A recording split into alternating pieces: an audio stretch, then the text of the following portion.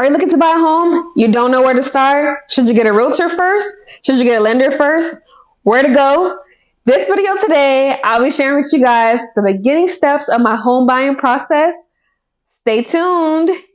This is the Millennial Diva channel where we provide you with a new episode every Monday. So if you haven't subscribed, subscribe, y'all.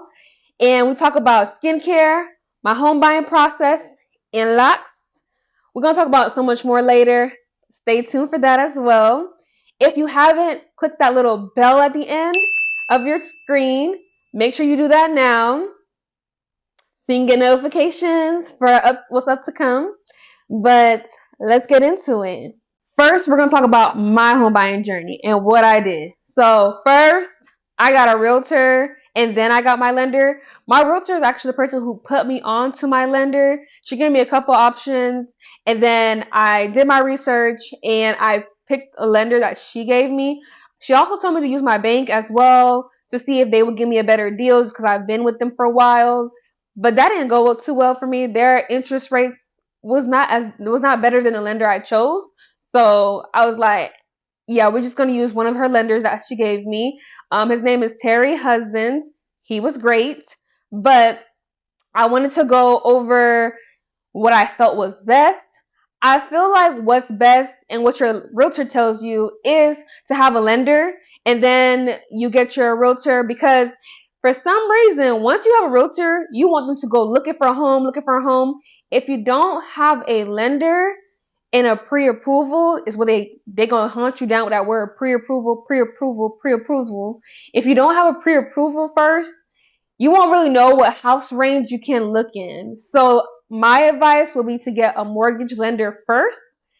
Again, there are two people you're going to have in the beginning, a mortgage lender and a realtor. Those are two things. But I assume or I feel like you should get a mortgage lender first. See who's best for you. I would recommend get someone who's knowledgeable. That's number one. If you want a down payment assistance program, get someone who knows about down payment assistance programs in your area, who's very knowledgeable in that. Don't just get, oh, my friend uses somebody like this. They in Orlando and I live in Tampa and I feel like I'm using who they using. I recommend you get somebody who knows the area, who will know all the down payment assistance programs that's in the area to get you the best bang for your buck. That's what I would say. I used somebody who was in my area because I felt like that just made more sense. I did have family members who I did want to use, but then when I thought about it, I was like, you guys are not going to know as much about an expert who would know about a place or city that they're actually living in and have already been doing research in. They're already experts. So why would I do that to myself? It's just smarter to go that way. So if you get a lender first, they're going to give you that pre-approval. The lender is who you turn in your pay stubs to, who talk about all the money with. You don't talk about money with your realtor. You talk about the homes with your realtor. The money is with your mortgage lender. When things get confusing though, your realtor will come in and try to stick up for you when it comes to that lender to make sure everything's understandable for you. At least that's what my realtor did. I told you, Royce Williams, she's the bomb. She made sure if I didn't understand something, she went to my mortgage lender and was like, hey, can you explain this to me? So we can explain it to her. She made conference calls, the whole nine. I love that team. It was great. But anyways, we're going to talk about my process fully anyways. But my recommendation is to get your mortgage lender first and then get on the ball with your realtor. Again, I wanted to mention about your mortgage lender, you're going to make sure that they're knowledgeable. That's number one. Two, you're going to make sure that you guys get along. Make sure they're not too busy for you. Make sure that they are on the same path as you. Make sure they're real with you because some of them will tell you numbers, just estimates, and not give you real numbers or not be real with you. And now you're getting your hopes up and then things come crashing down. Your mortgage lender is going to be the one who runs your credit for you, who does the whole your appraisal later. They do everything for you. So you want to make sure you have a good connection with them and make sure that you understand them. Don't be afraid to ask them to rerun the numbers, do this, do that. Like, they are here getting paid. Make sure you are asking them questions as much as you can. You should not be in your home buying process lost. Their job is to make sure that you know everything, because this is going to be your house. This is going to be your loan. So you don't want to get with someone who's impatient, who's too busy.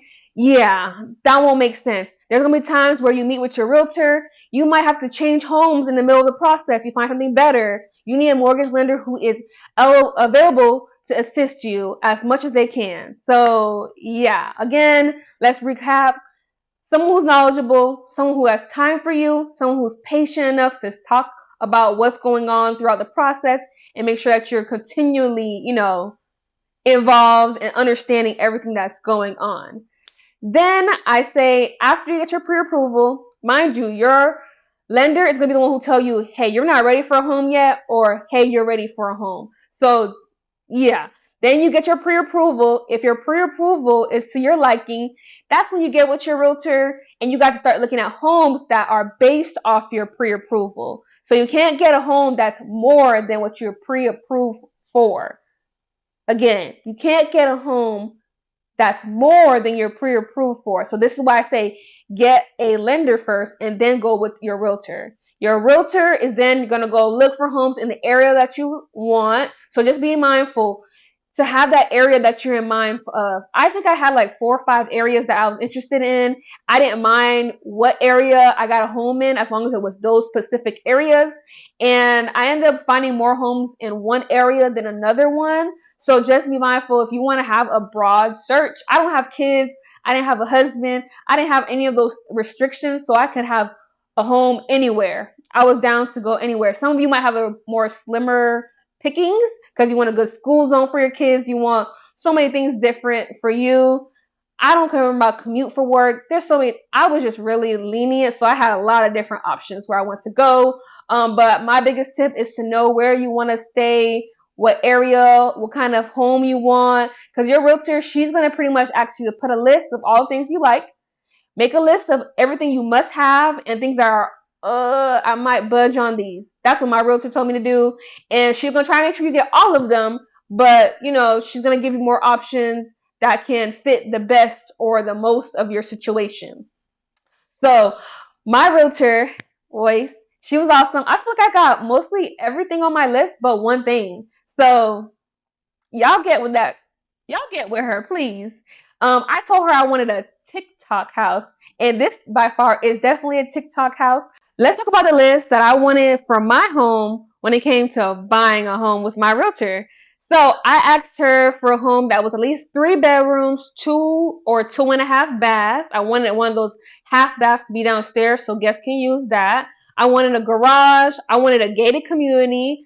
I wanted to get a home that was more modern, but not too expensive. But I wanted something that was more modern. I wanted a home that had stainless steel. I wanted an island. I wanted a home that had good AC, so it wasn't too old. I wanted a home that had tile or faux wood. I didn't want any carpet. I have asthma and we're not about to play them games. And I didn't want to spend the money on having to take the floor apart and get the carpet off and then put the tile or the faux wood. I didn't want to do all that because it's my first home. I didn't want to put all that work into a home. I don't even feel like I'm going to stay here that long. So why would I do all that to myself? Now, if I was going to stay here for a long time, that's a little different. But I already knew this was going to be my starter home. So I was like, yeah, no, we're not doing that. So that was my list for the most part for my home. My things that I could be negotiable about is the stainless steel appliances. And then another thing I said I was for was a garage. And I would say I got everything on my list but the garage. That's the only thing I didn't get. And I'm totally fine with that. I love this home. I got my TikTok home like I mentioned before. I got the faux wood floors. I don't have no carpet in this home at all. It makes it cooler in the house. So I don't have to worry about that. I got a lot of things on my list. So yeah, I can't wait for you guys to see me finish decorate this home because there's going to be videos everywhere. And I appreciate Royce for making sure this happened. But I don't have much to say. I am not a licensed professional. This is just about my home buying journey. So I just want you guys to know that. I have no license in this industry. This is just information on what I did and how I got through my home buying process. So this video was just the beginning steps, how I feel like you should go about your beginning steps with buying a home. You should get a lender first and then get a realtor. The next video is going to be a little bit more about how or what happens in between the home buying process after you get your pre-approval and you and your realtor are looking for a home. So, if you haven't subscribed to the channel, you already know. Subscribe, y'all. Thank you.